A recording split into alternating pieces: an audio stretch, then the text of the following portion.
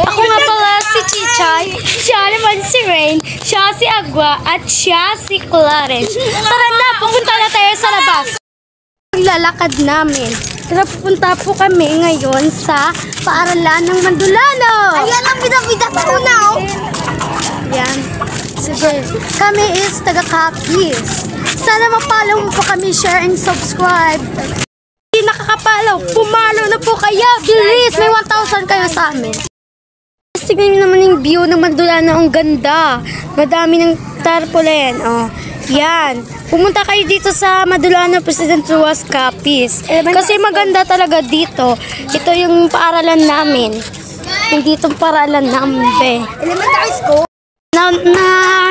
Pumapasok na kami. Tara mga be, mag-upo muna kayo dito kasi may nagbabasket pa. Ay. Ito pala yung mga magandang water dito. Be, naglalaro siya ng volleyball. Kasi is volleyball player number 14, Dylan Sugar. Oh, tignan mo si Darren, galing-galing nila. Numero. Sige na. Mga ka-Portugal, dito na pala nagtatapos ang aming pag-vlog. Hindi nyo po kakalimutan ng pag-like, subscribe, and share.